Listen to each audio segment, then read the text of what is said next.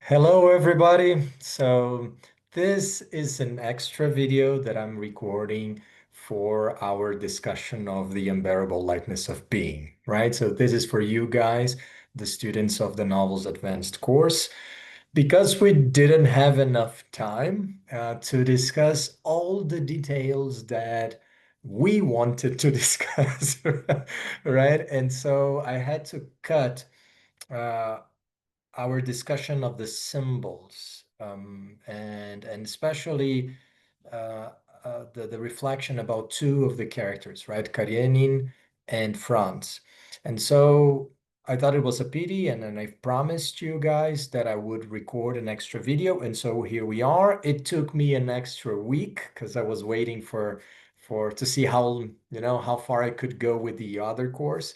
And so finally I'm recording this and you guys will have this in just a couple of hours. Okay. So let me share the slides and we can move on. Okay. So here we are with the slides, right? And I'm so surprised that we didn't have enough time for all the 76 of them, right? But we could discuss most of them. We talked about Kundera's life and how it is intertwined with the history of Czechoslovakia, really, and communism. We talked about how his work is also related to his political beliefs. Initially, and he was very enthusiastic about the Communist Party, and then eventually this led him into exile and a great amount of skepticism and actually denunciation of his former political beliefs, right? We talked about how this influenced the language that he chose for his novel and for his novels, sorry, and we have also compared this to other writers that were producing from somewhere within the communist world, right? Sándor Márai from Hungary and also Pasternak from Russia, right? So we made a little bit of comparison there. We talked about Teresa, her affair, the dreams in the novel, all those surreal elements, right? We had time for all of that. So I'm very happy with this. And then we started talking about the symbols, right? Because the dreams are providing us a symbolic language, right? A certain surreal, oniric level of interpretation. And symbols are very much part of this too. You know, the language of dreams is symbolic too. And so we talked about how Teresa's suitcase is relevant and how it's big and how it is heavy, just like her, and how it contains her entire life, right? And how Beethoven is also a symbol for her connection with Thomas, right? And then Thomas decides to go back to Prague to go after Teresa in an act of love, really. Um, um, and and Beethoven was presented to him at least this string quartet, right, was introduced to him by Teresa. Teresa was the one that wanted to buy the CD in the first place.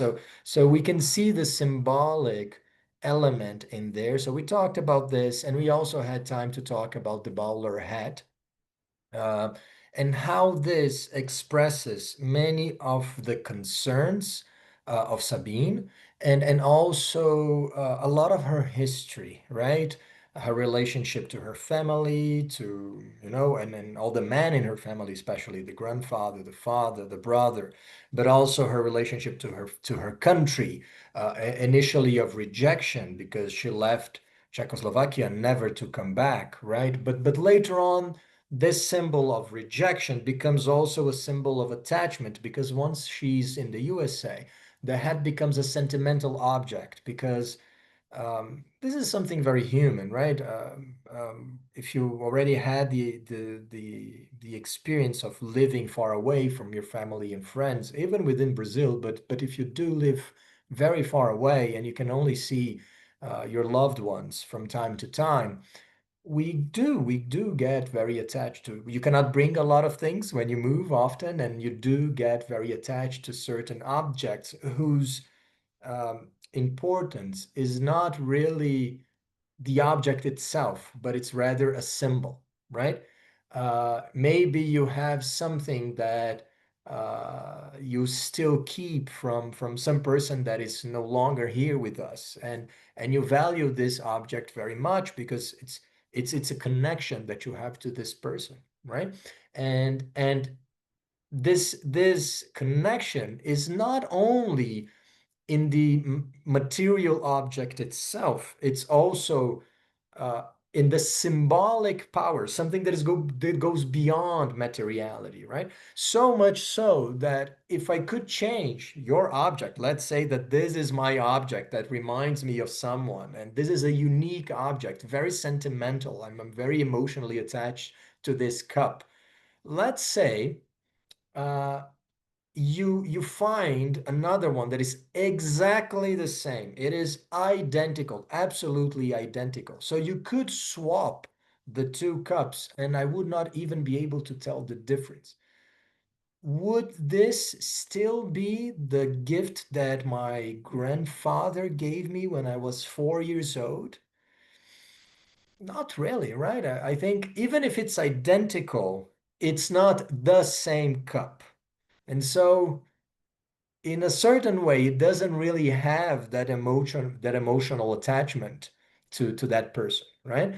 And so we do this. This is a very human thing. We do assign symbolic value to so many things around us. And Sabine does this with the bowler hat, right? Transforming it in in an object of independence and an object that symbolized her creativity, her courage, her rejection of the system, of the patriarchy, of communism in general, of totalitarianism. So it was really a pièce de résistance, right? It's a symbol.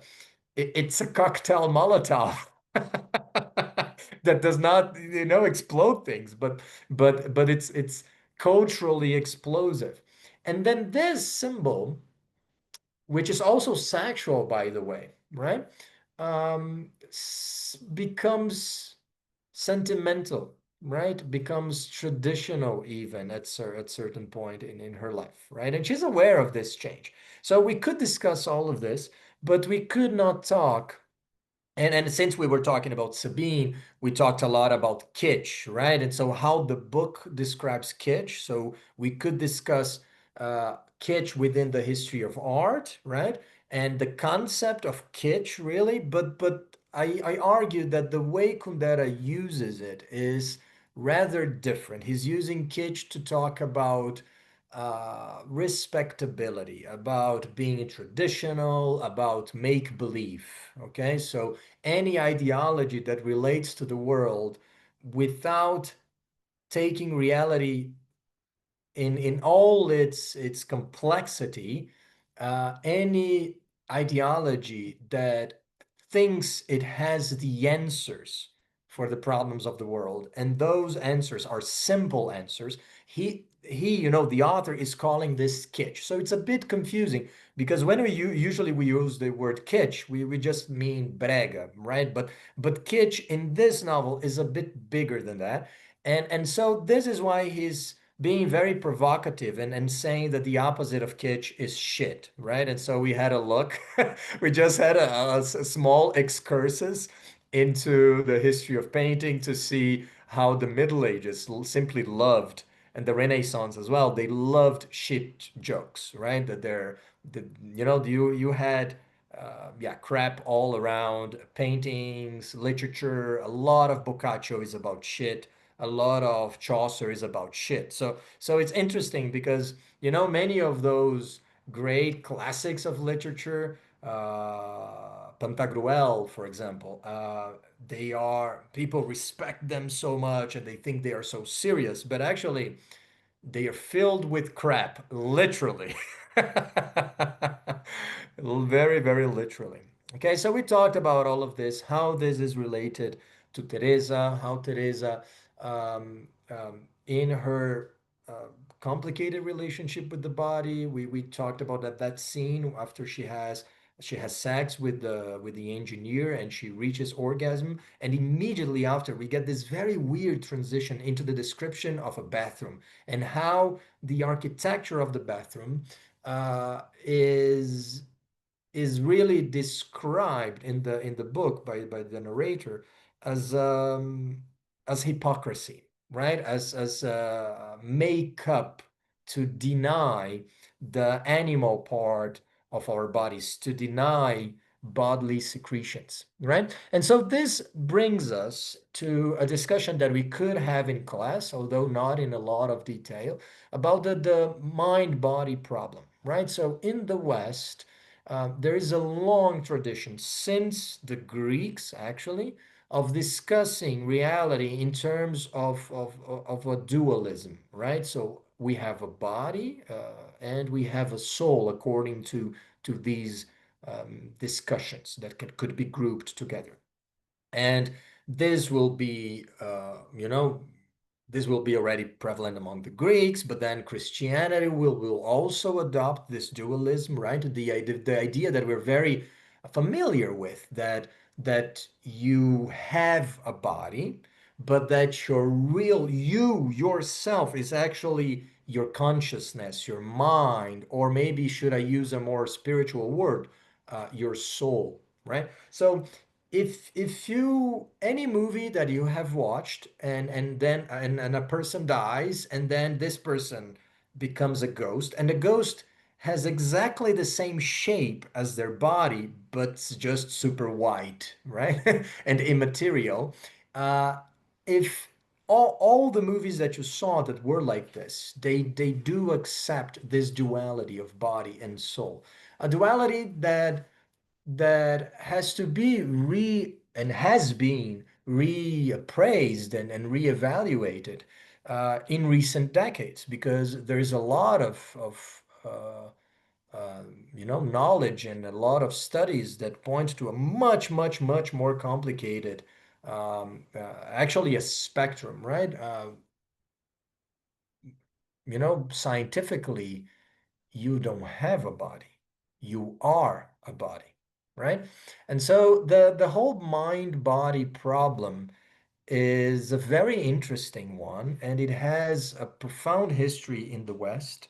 Um, and Descartes was especially concerned with it. And this is important, not only because the body and the soul are related to kitsch and are related to shit, but also I think because this problem, which is essential for the book, and Descartes himself is mentioned more than once in the narrative.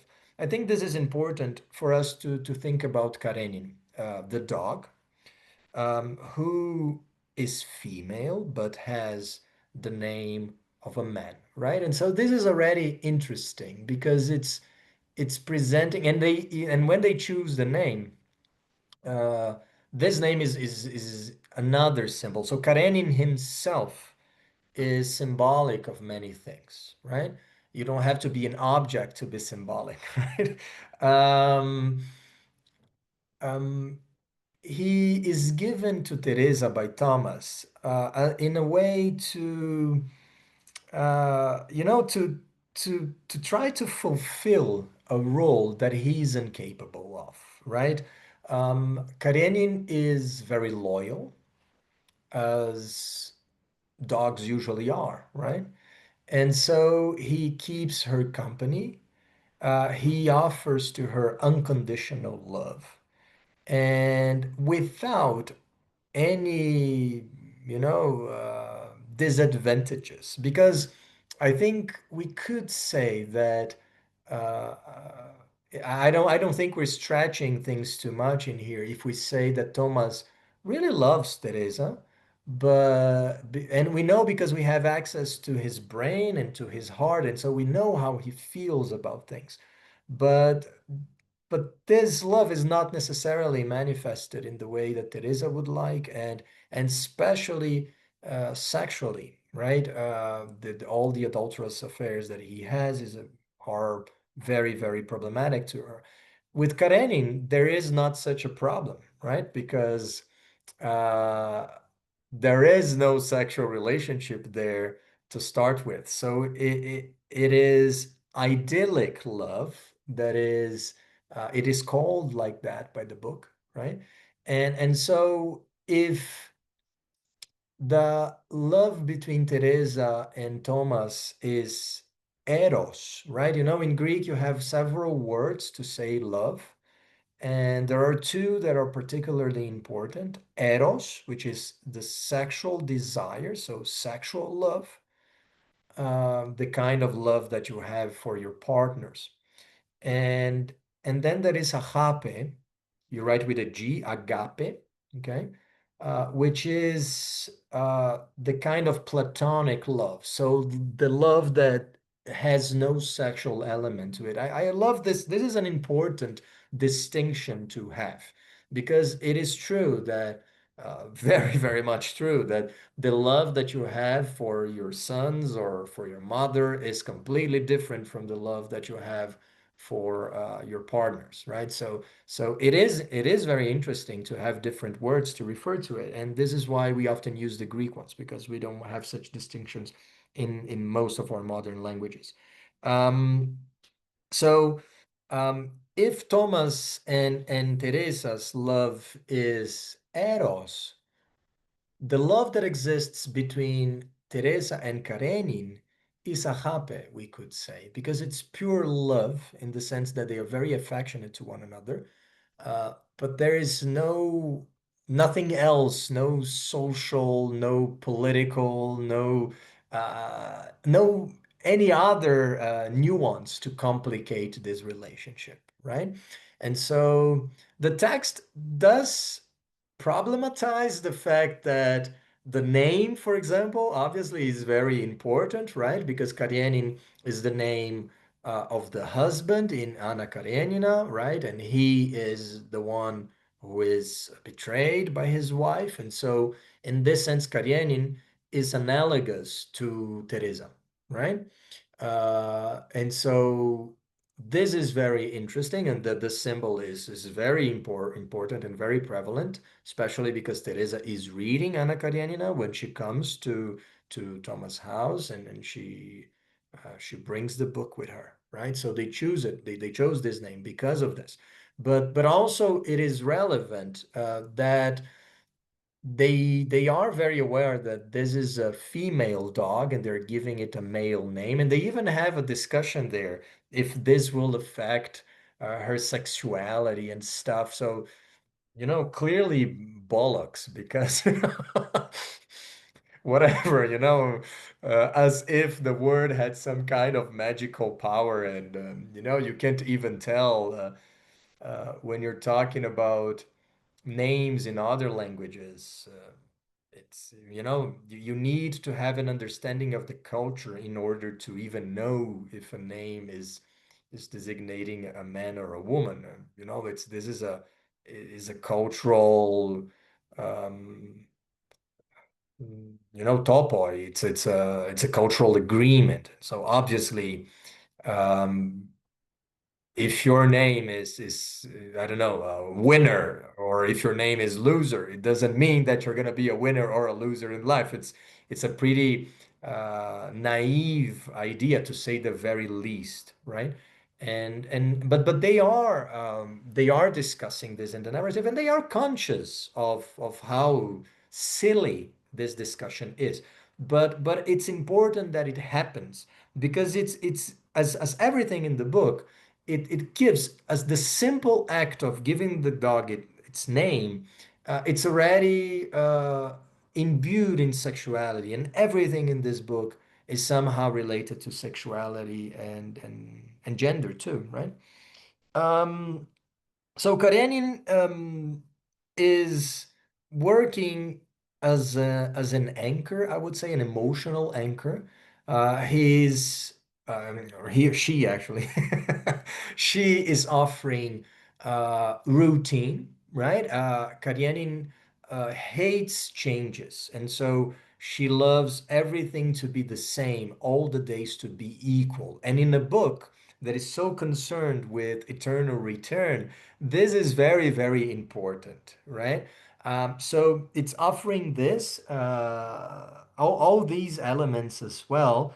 Uh, the uh, the security and the freedom even that Teresa is hoping for is provided by Karenin quite often, and she thinks, especially in the ending of the book, especially in part 7, she really thinks that maybe the being that she is most affectionate to, the being that she feels most connected to, is the dog and not necessarily Thomas, right? Um, but there is also another element that is important because Karenin, as I said before, is related to this mind and soul dichotomy, and sorry, the body and soul dichotomy. And so for this, we have to remember that Descartes, who is the maybe the stronger and most influential proponent of this idea, was very, very radical in saying that uh, animals had no souls. Animals were simply machines. He used, this is are his words. They were objects. They were, between a stone and a cow, there's no difference, according to Descartes. It's exactly the same thing. So Descartes offered a philosophical justification for cruelty to animals. Actually, I don't think this was his intention when he was discussing um, the body and the mind-body problem, this dichotomy. But it's definitely one of the consequences of his reasoning, right? Um, and so humans would have souls, but other animals would not, right? And therefore you could do whatever you wanted with them. And this idea is invoked in the book in connection to the Prague Spring, right? Because this is the quote. I have cut a lot of things out, so but this is the quote. When an animal laments, it is not a lament. It is merely the rasp of a poorly functioning mechanism. So the book is paraphrasing Descartes, okay? And so according to Descartes, it is this.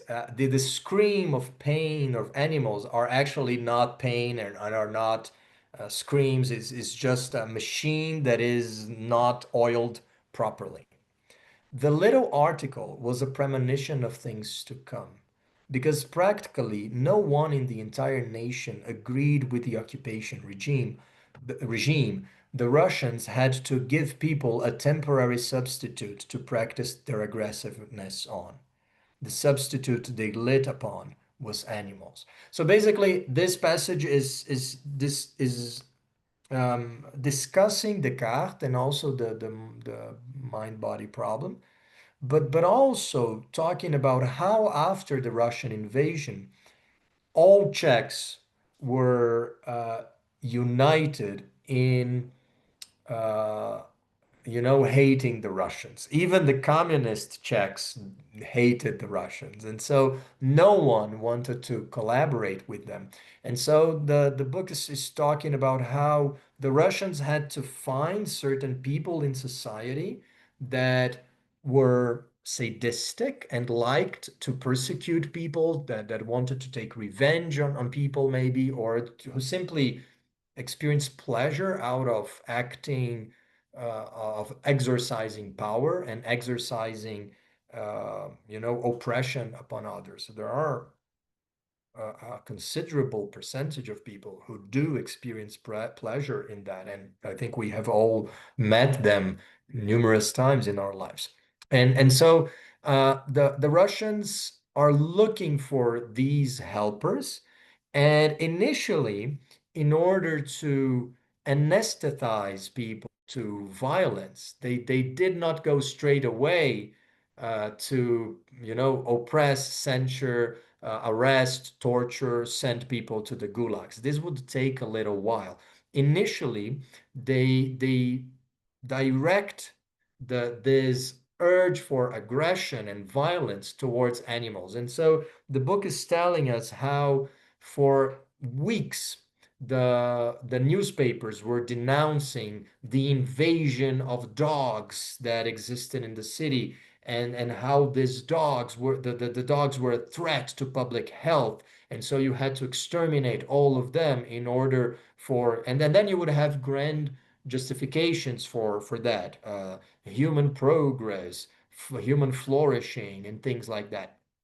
And so the book is actually emphasizing how the cruelty to animals was simply a proxy, a trial run, uh, uh, um, really training for cruelty towards humans, right? So uh, just like before going around to persecute minorities and kill intellectuals and throw undesirables in concentration camps. You start with burning books, you start with censoring things, you start first, you go for restriction of the mind, and then you can go little by little to restriction of society, right?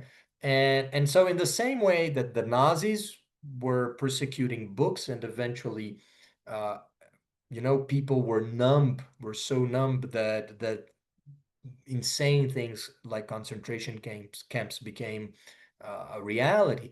A similar thing is being done by the Russians, but this aggression is being directed towards animals. And in here, Karenin is also an important symbol to show to us how much Thomas and Teresa reject the system. They reject it in many ways. They refuse to conform. Thomas does not repent and does not, take back his article on Oedipus. Teresa does go out on the streets to take pictures of the invasion and puts her life in danger for that. Then she's living a comfortable life in Switzerland, and she decides to come back anyway. And so there are many tangible behaviors that they adopt that show to us how much they abhor the totalitarian state. But there is also this maybe sweeter way of rejecting it, because while the Russian communists are focusing on uh, um, pushing the population to be cruel with animals, in the meantime, Teresa and Thomas are going to the countryside to live uh, really in alienation, because there's not, and is an understandable answer, right? If you can't fight them and you don't want to join them, what can you do but, you know, beyond pretending that they don't exist? I think it is a not maybe the solution we would look for, that we would wish for, but it's a very practical solution, and sometimes it's all you can do, really. And so not all of us want to be martyrs. And even those, yeah, okay, then you are tortured and killed by the Russians, and so what? And nothing changes. So it's pretty stupid, sincerely. So it is beautiful on one sense, but it's also stupid on another. So they compromise in this sense. They go away. The Russians don't want Thomas to be a surgeon anymore. That's great. He becomes a window cleaner, right? And he doesn't care. They go to the countryside, and in there they live a simple life, a life in which Karenin is a life that is structured around Karenin, actually, right? And this becomes very, very clear once the dog gets sick, right? So we're gonna go back to that. We talked a little bit in class about this, about Oedipus, and how this is very, very important for the accepting the idea of accepting the responsibility for your acts, right? This is a very interesting criticism of that the book is making, and it's making right there while things are still happening, right? And so I've read with you this this opinion that Kundera voices in an interview with Philip Roth, and but I didn't have the time to discuss this thing in here. Kundera is talking about how he's afraid that his culture, his country, may vanish, right? Not only because it is being absorbed by another country, but also because to see your mainstream culture become a persecuted minority, right, is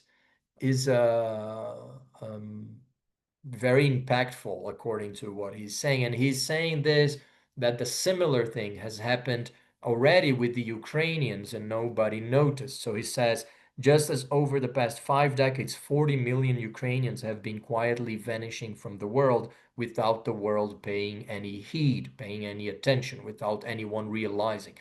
As I said in the class, this number is highly exaggerated, but he has a point because he's referring to the Holodomor, right? So, which is um, a famine that took place in 1932 and 1933, and um, in this famine, up to 25% of the population died in some areas of the Ukraine. And this was a massive man-made famine. So we do know this for a fact. Usually, actually, most famines are man-made to some degree. Okay, at least in the 20th, in the past 2 centuries, in our century, the 21st and the 20th century, most famines have a certain degree of human blame to them, because simply because unlike other periods in history, we do have the technology to control nature to a pretty good degree. We do have the technology to distribute food to amazing distances, and really, there's no place in the planet that we can't reach. Unfortunately, right? Because you can find plastic even like 6,000 meters under the sea surface. And, in the darkest abysses of Earth, you go there and you find, I don't know, uh, a plastic bag, right? And so um, we can go pretty much everywhere, and we do have the ability to feed everybody in the country over and over and over again. The only reason why we don't do it is because we don't want to, right? We don't want to. Maybe we want to as individuals, but we don't want to as societies. This is very clear because if we wanted to, I'm pretty sure that, cooking bread and sending it to a place where it's needed, it's much easier than landing people on the moon. And we have been doing this for decades without any heat, right? Any problems. So so usually famines are problems of distribution of food, not really of food production. They were problems of food production, but before technology. Okay, so in the past, that was a thing, but not really for the past 130 years. Let me just recharge my PC because 1 second, guys. So, as most famines of the 20th and 21st century, the Holodomor was man-made. And in here, the degree of blame to humans is absolutely enormous. Um, because, problems in planning, planting problems in relief when once natural problems happen, problems with harvesting and things like that. And so the fact that it's largely man-made is not a point in question. It's not in debate. what is debated by historians is if it was, uh, you know, on purpose, really. So the degree of intentionality behind this man-made disaster. And then you have people arguing both ways. The debate is still on. Okay. It is, some people say that Russia was also affected. And so maybe this could prove that it was not intentional, yet others point to the fact that it was much milder in Russia. And then even while the the Holodomor was, over a year, there was very, very serious problems of access to food in the Ukraine. And still, you would see the Russians getting food from Ukraine and bringing it elsewhere. So rather than bringing food in, they were making the situation worse by bringing food out. And so in Ukraine, the Holodomor is described as a kind of a genocide. We have to the It depends, obviously, how do you define genocide. The legal, very restricted definition of what a genocide is an organized, bureaucratically registered, documented ethnical cleansing, right? So when you kill a population, when you want to exterminate a group, and you do this via violent methods, obviously, but you control it by using bureaucracy. So not all ethnical cleansings are genocides necessarily, at least according to this very restricted legal technical definition. Okay. I'm not very sure how much it helps us to make this distinction. Often the distinction is rather hypocritic, also, I find. But anyway, uh, depending on who you ask, the spirits will be very high for this. And you can see in the pictures, I deliberately used small pictures with bad definition, because I do think that we have to see these, we have to think and we have to discuss these terrible events. Um, we like to think about human history as a march towards progress, right? Almost in moral terms, as if the present was somehow morally superior to the past. We are better people, basically, than everybody that lived before us. And then we forget that with all our technology and all our science and all our knowledge, the 21st and the 20th century were among the most violent ever. There's a lot of debate on this. Obviously, there are people like Steven Pinker, for example, who say that no, that the past was super violent and that actually we're living enlightenment is now, is the name of his book. But I guess it's the kind of glass half full, glass half empty kind of reasoning, we did use on several occasions modern technologies throughout the 20th century to kill people for the craziest reasons. And there's a lot of cruelty involved in our recent history. And so, and I think when we look, we have to discuss this history, but when we look at images, we have to take care because we also live, I think, a certain pornography of cruelty, a pornography of violence, in the social media, even in television nowadays. Every time more graphic, every time more explicit, and so on. And so I think these are not paintings, these are not representations. These are actual people that actually suffered and that actually maybe died. Look at those children, so we have to, when we're using these images, we have to do it with respect, and in a compassionate way, I think. And also, so I do find it very remarkable that Kundera is mentioning this, which is largely unknown for us, I would say. It shows how selective our indignation often is. And look at this newspaper. Okay, this is a the Chicago American. Okay, hunger, despair, death in Ukraine, agony. So they are really denouncing and using very explicit images in the cover, and you basically see women and children, right?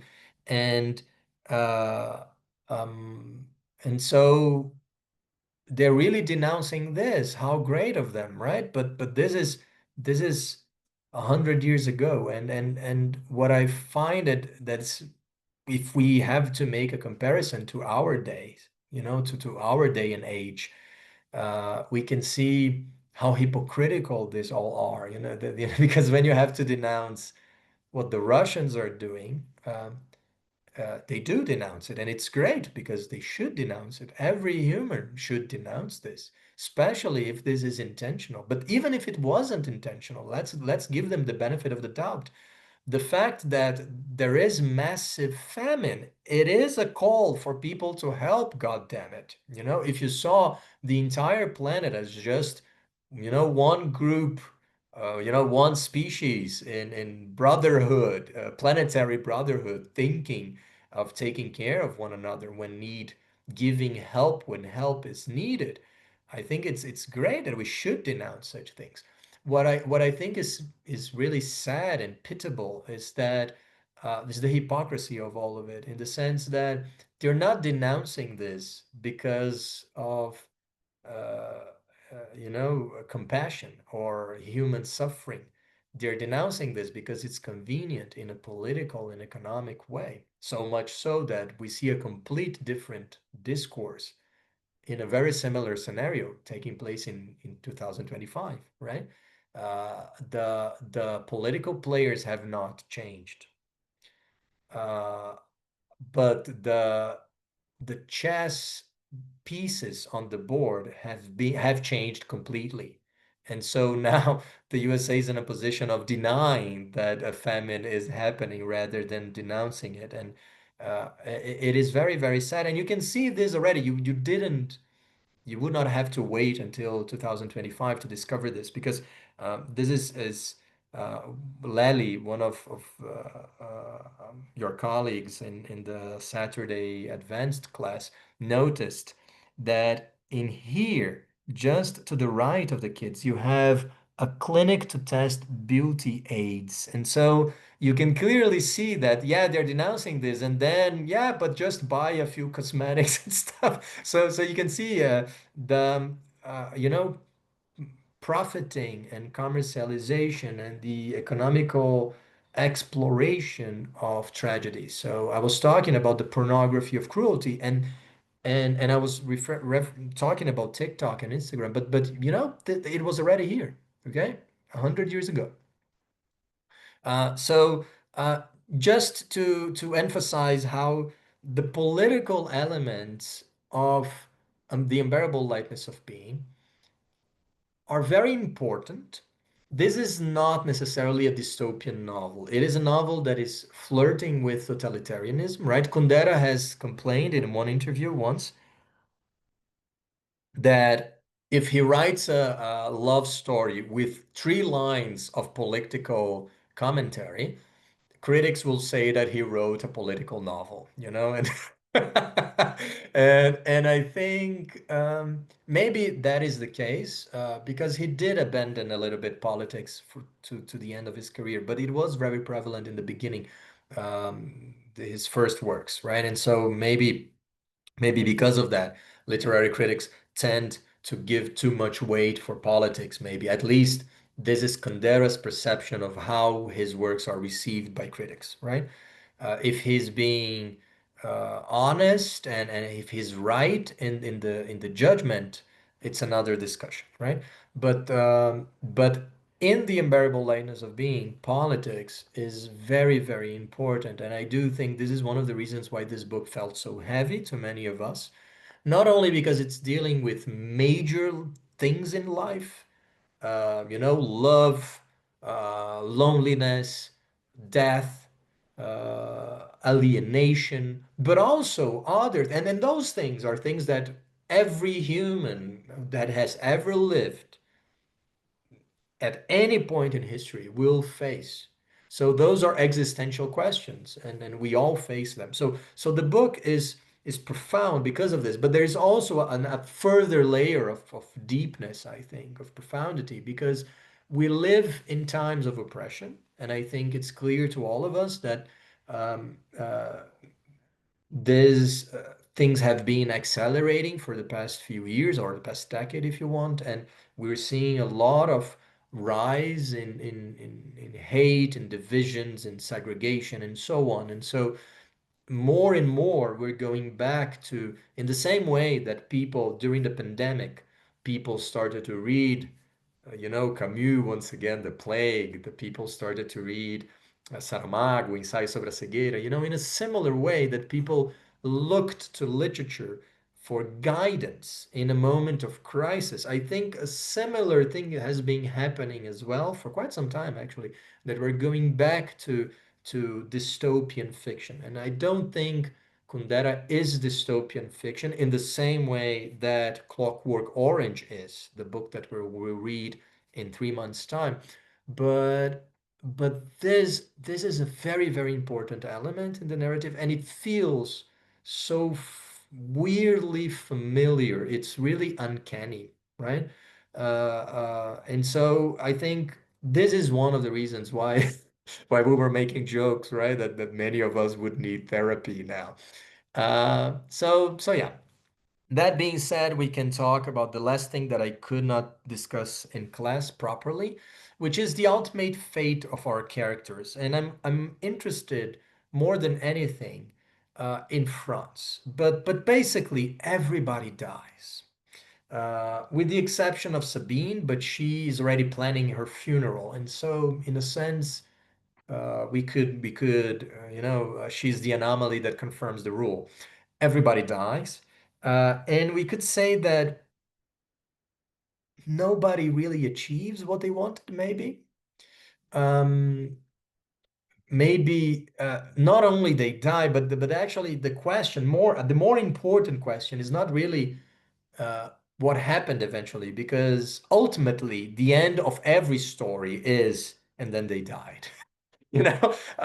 Because we like to end stories when people lived happily ever after, but there is no such a thing. Okay, only immortals can live forever after, and I'm not even sure if they can live the happily. Okay, because if you lived forever, there is a lot of there are a lot of immortals in literature, and usually they live very sad lives. Okay, so you can Tous les hommes sont mortels, for example, by Beauvoir.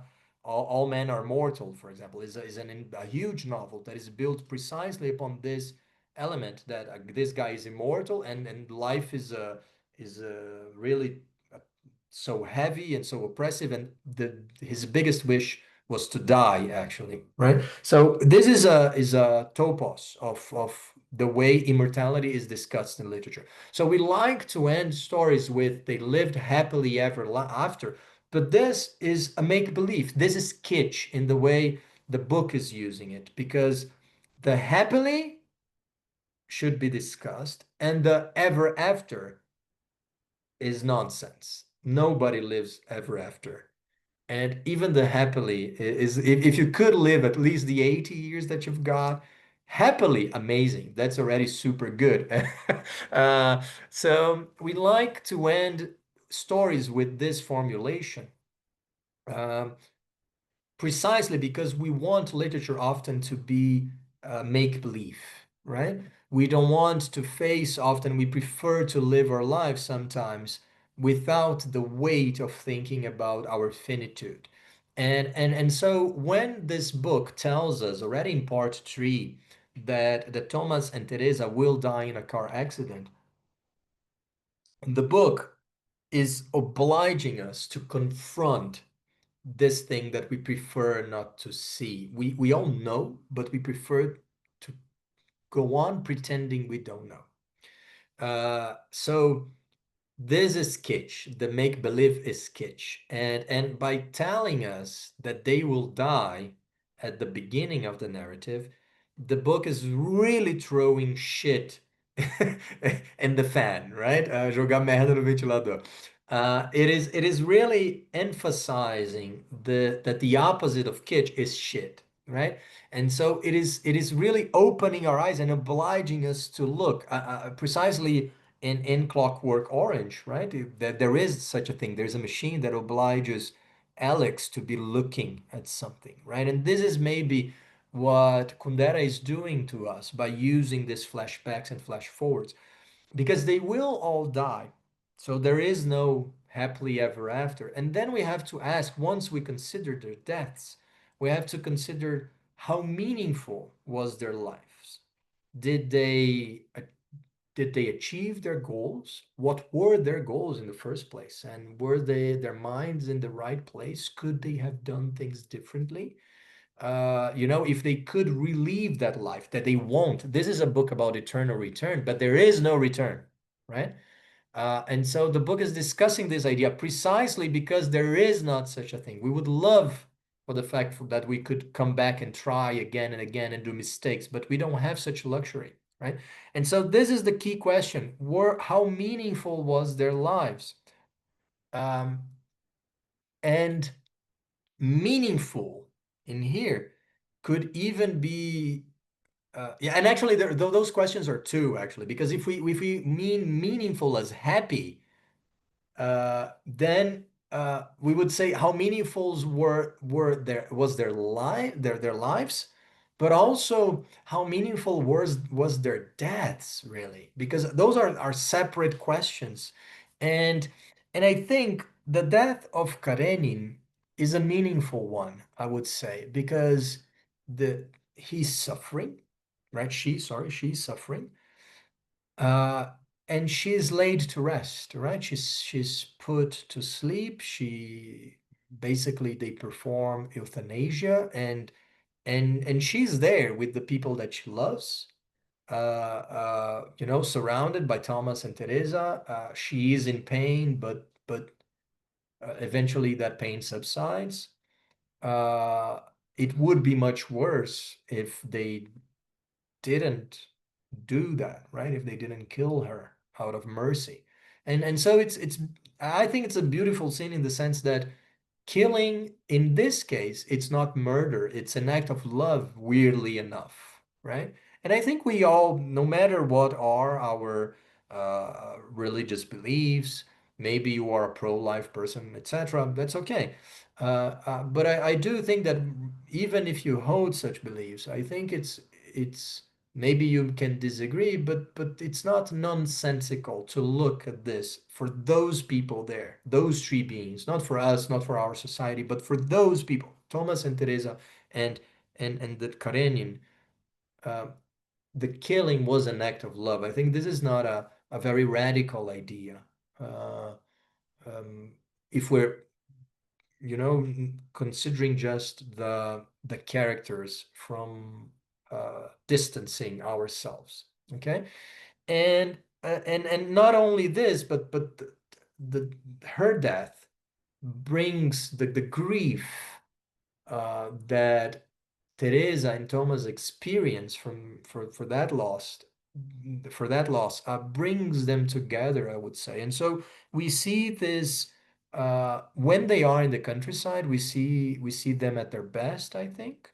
But especially when they go out to, once they relocate the arm of that guy and then they go to the pub. And so before they die, we know that they're gonna die in a car crash, but we see them in a nice moment, a moment of peace, a moment of commemoration, a moment of rejoicing. And so I think it's a high tone, a much better tone than Franz, right? Because Franz um, and here is his funeral, I would say, is his symbol. Um, as I said, I wanted to discuss one symbol for each character, right? And his death, in comparison to that of Teresa and Thomas, is absolutely ridicule, really. It is ridiculous. Sorry. Um, the the three of them die violent deaths, right? In the case of Thomas and Teresa, there is no human action on it because it's a car accident. So yeah, there is human action, but it's indirect, right?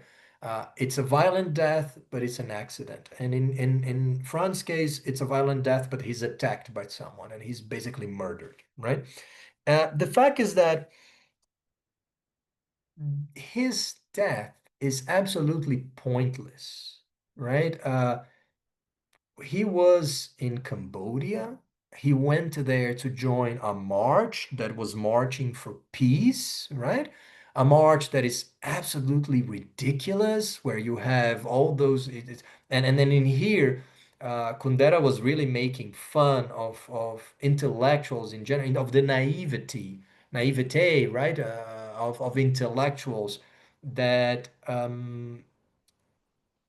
ascribed to the ideals of the left without actually wanting to see the reality of it, right? So once again, Kundera himself ascribed to those ideas very vehemently for many years of his life, but eventually saw the shortcomings of that path.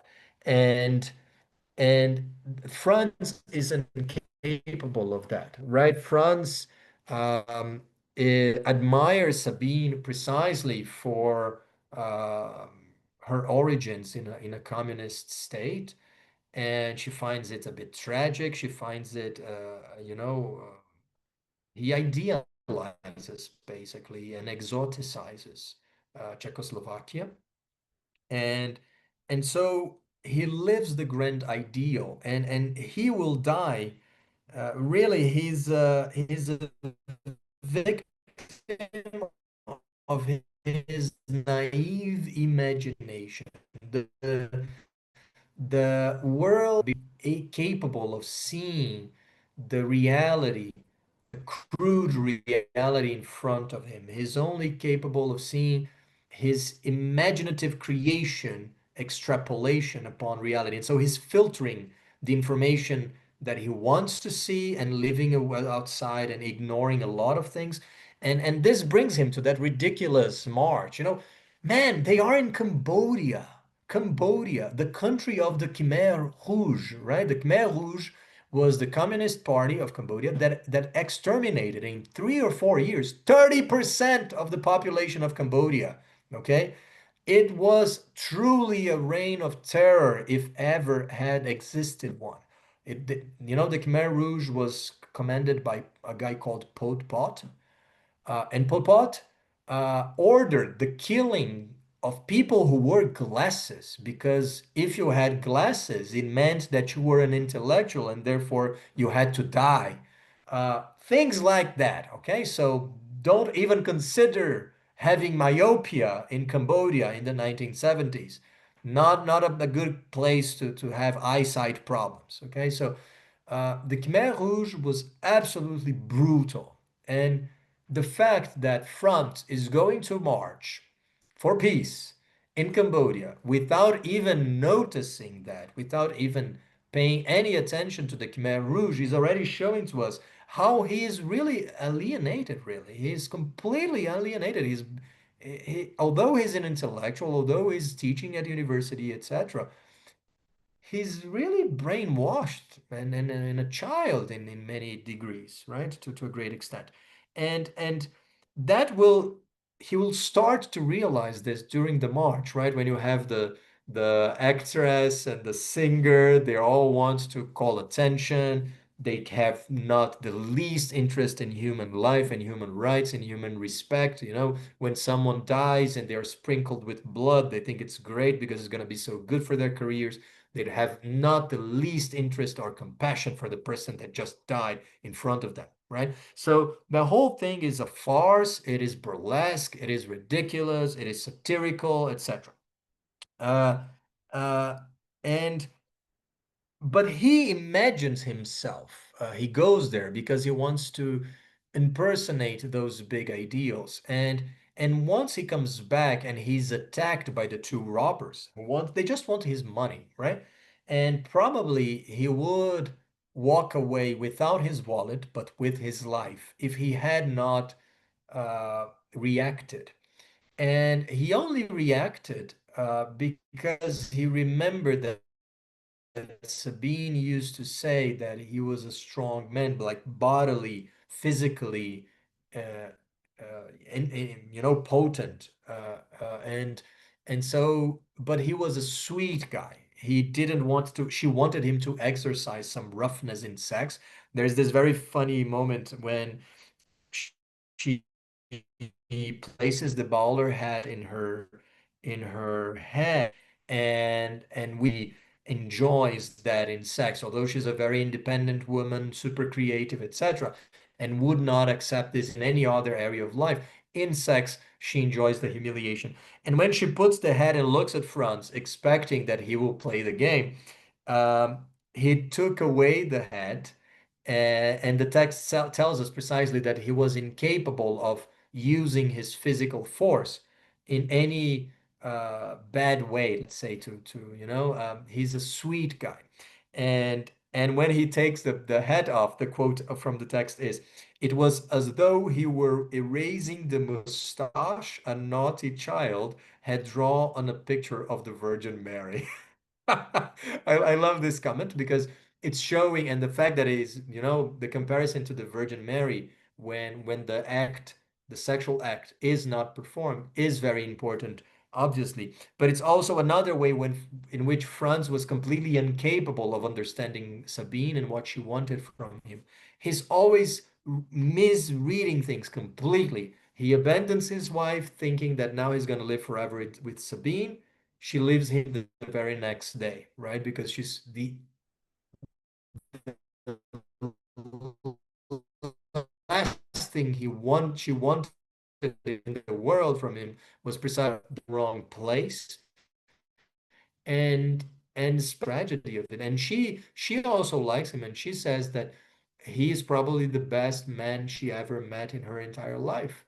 And so she's very conscious that she's walking away from the best chance that she had, and probably she's gonna end her days alone. She knows this, and this will happen actually, and she was aware of that all the way through.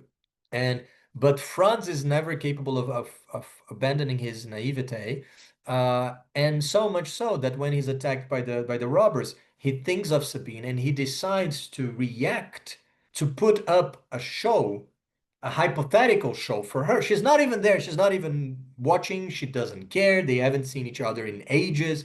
Yeah, so his he wants to prove himself to a mental projection of Sabine that he has in his head, and a fictional one, by the way. She would not respect him more for that anyway, because uh, she has a very good opinion of him. It's just that he's not delivering to her what she wanted. But anyway, this will get him killed, right? And when he wakes up in the hospital, his wife is there, Marie-Claude, and she will reclaim the narrative and twist the narrative into her, for her will, right? For her advantage. And so even in death, the few moments when he's conscious in the hospital, he can't speak, but he wants to ask her to go away. He doesn't want to, he's not happy to see her. He doesn't want her to be there. He doesn't care one single bit for her. But he's not capable of speaking, right? And so who laughs the last is his wife, actually. And even after his death, his funeral become this great symbol of his defeat and his fall, because it's the ultimate humiliation, I would argue, because um, it is a complete farce. Look at this quote. Marie-Claude took care of everything. She saw to the funeral and had a black dress made, a wedding dress in reality. So uh, his funeral becomes a kind of perverse, forced marriage, a remake of his marriage ceremony. Uh, but it's just like in Festa Junina, he's obliged to get married, to get married to Marie-Claude once again, because he's dead, right? So he has no saying. And she organizes the funeral. She prepares a special dress. The funeral oration was about a true conjugal love that had withstood many tests to remain a haven of peace, right? Un niño de paz, something like that, which is totally what their marriage was not. Okay, so once again, this is the supreme kitsch. This is the supreme make believe, the supreme respectability. This is how the priest present their marriage. This is how the friends take it to be. A return after long wanderings was the inscription adorning the stone above Franz's grave. He couldn't talk, but how he'd thanked her with his eyes. This is what Marie-Claude thinks that was happening. And actually, we know that it was not. He was hoping her would go away and he wanted to tell her to go away. But she thinks that he was thanking him with his eyes. He'd fixed his eyes on her and begged to be forgiven. And she forgave him. So a sign of her magnificence, right? And she forgave him. And so it's showing to us how delirious she is, but also how Franz was utterly, completely manipulated and really he was digging his own grave in here. So his death is ridiculous. It is completely meaningless. It could be completely avoidable. And his major flaw is precisely in not understanding the nature of kitsch. Unlike Teresa, okay, because Teresa is capable. She's heavy, she's super intense. We could argue that maybe she's even heavier than Franz, but she changes a little bit. Not only Thomas becomes a little bit heavier because of the influence of Teresa, but Teresa is also capable of becoming lighter. Okay, one example of that is when she realizes that the photographs that she took during the invasion, for which she risked her life, just like Franz now, she realizes later on that the secret police is using those photographs to identify people that were criticizing the government. And so they are, she thought she was fighting the Russians, and she realizes how naive this is at some point because she was actually helping them. Okay, so she's capable of understanding this and changing her mind, but Franz apparently is not, and he pays with his life for this mistake. And he really ascribes to this. The feeling induced by kitsch must be a kind the multitudes can share. Kitsch may not, therefore, depend on an unusual situation. It must derive from the basic images people have engraved in their memories. The ungrateful daughter, the neglected father, children running on the grass, the motherland betrayed, first love. Kitsch causes two tears to flow in quick succession. The first tear says, "How nice to see children running on the grass." The second tear says, "How nice to be moved, together with all mankind, by children running on the grass." It is the second tier that makes kitsch kitsch. So basically, when you see these basic things of life, like seeing becoming nostalgic when you think of your loved ones, or being moved by young innocent children playing, this is not kitsch. This is a major event in all our lives. But when you use this to self-aggrandizing, to what makes this respectable, traditional, and kitsch is actually the self-referentiality of it. Um, the second tier is not about being moved by what is happening, but it's actually about it's you're moved because you are such a great person, the kind of person that cries when you see children, innocent children play, right? So it's not about the children. You're just using the children to feel great about yourself because ultimately it's about what an amazing person you are and how people should admire you and etc. So the self-referentiality is what makes kitsch kitsch. And Franz was completely living in this self-referential world. So much so, once again, that he dies because he's acting to make fictional imaginary Sabine happy. And even if he had succeeded and beaten the two guys, he wouldn't. It would have made no difference at all. So he dies absolutely for nothing, right? So this is the end of my extra video. I've asked in class if this is a book about happiness, and I do think this is very much a book about the happiness, because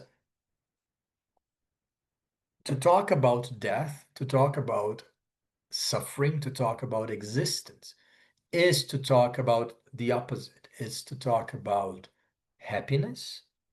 It is to talk about what is the opposite of suffering, really? Is it pleasure? Hmm, I don't know. Because yes, to some degree, yes, but certain things that are suffering, that could be categorized as suffering, are also good things. When when you go to the funeral of your best friend's mother, okay, maybe you didn't even met her ever, or maybe you didn't even like her, but you go to the funeral because you want to support your friend and to give them the emotional care that they need. Uh, And when you're there, you're sad, you're sharing your friend's suffering, and you're not obliged to do this, you're choosing to do this. It's not pleasurable, but isn't it a good thing? Wouldn't this be the kind of thing that is the opposite of suffering? This compassion in the sense of shared suffering, isn't that good? It's not pleasurable, but this is a very profound philosophical discussion to be had there. What is the opposite of suffering, really? And is it happiness just the absence of suffering, or can happiness be achieved without suffering, without sadness? Because I think this is a very interesting concept for us to think about, because it's impossible to live our lives without some degree of suffering and sadness. It will happen, definitely. And so if happiness is defined in a kitsch way, in a make-believe way, when happiness is defined as we're always smiling all the time and always in a good mood, this is not how things are. This is not how the world works. So it's stupid. Literally, I think it's the right word to portray happiness like that is stupid. Um, Happiness is a very complicated thing. We have to take society in consideration. We have to take money in consideration. We have to take the connections in your life, and many, many things that are completely out of your control. Yeah, and also the degree of control, how much, if you get the things you want and if you don't, and there are a lot of things to be said there, and also in the concept of eudaimonia, right? This is a Greek word. That's the Greek word for happiness, eudaimonia, and usually we don't translate it because for the Greeks, what happened after your death would also influence your happiness. And so if you asked someone, maybe let's revisit Franz's death. Let's say, was he happy when he died? Let's say that he died immediately. Okay, let's pretend he did not wake up in the hospital, and let's say that he got his blow to the head, and and he died satisfied that he was proving himself to Sabine. Okay, so was this a happy death, a meaningful death, at least in his eyes, in his perspective, right? And maybe we could say yes, but for a Greek, using this concept of eudaimonia, when things that happen after you die can influence your happiness, the Greek would say no. Okay, no, because his funeral was this messy shit and humiliating, ridiculous, complete farce. Because of that, he can't really be happy. Even if he thought he was happy, he was confused. He was incorrect. Okay? And so those are completely different scenarios. And once again, the book inviting us to think about all of this without giving us answers. To give another more clear example, maybe because this one of about Franz was a bit confusing. Let's say that Joanna's purpose in life is to build a hospital. And so she builds it, she pays for it. And in the very moment that the hospital is inaugurated, and it starts to receive children and women and people that need assistance and saves many lives. And the very day that they start, she dies. And she dies happy because she has fulfilled her purpose and she knows that she has already saved many lives by creating that hospital, and the hospital will go on forever saving lives. But she died in the precise moment of inauguration. So she feels happy she has fulfilled the mission that she chose for herself. So if we ask, was she happy? We could say yes. Okay. In our concept of happiness, maybe. But then let's change this. Let's get scenario B.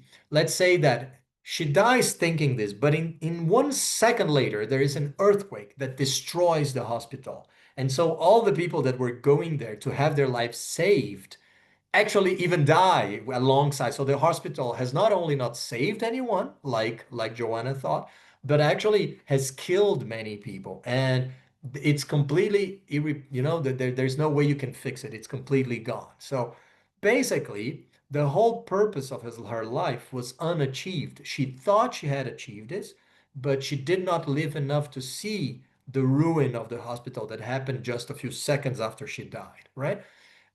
So in the second scenario, does this matter to our question? Was she happy? If we're only taking her psychological conclusion, we could say it doesn't matter. We could say, yes, she died a happy person because she achieved her goal. But did she achieve her goal? No, she didn't. Actually, the opposite. People ended up dying rather than being saved, right? And so for the Greeks, they would say that no, she did not have eudaimonia because she was not happy, if we want to translate eudaimonia, because she didn't achieve anything. She actually achieved the opposite of what she wanted. And it's not her fault. She was not in control. But once again, intention is not so important for the Greeks. And Oedipus is in this book to show us this, right? So a very profound book in many, many degrees. It's a book, definitely a book about eternal return, but I was provoking you a little bit, but saying it's maybe more than that, and a book by eternal doubt, because this book is raising many questions, but is not giving us many answers, or it's at least giving us so many answers that we ended up paralyzed by not knowing what to do with all of them, right? Those are my extra comments, guys. Thank you so much for your patience and for your effort, really. If you watched this until the end, I salute you. Okay, thank you very much, and see you guys quite soon to discuss nutshell. Okay, cheers.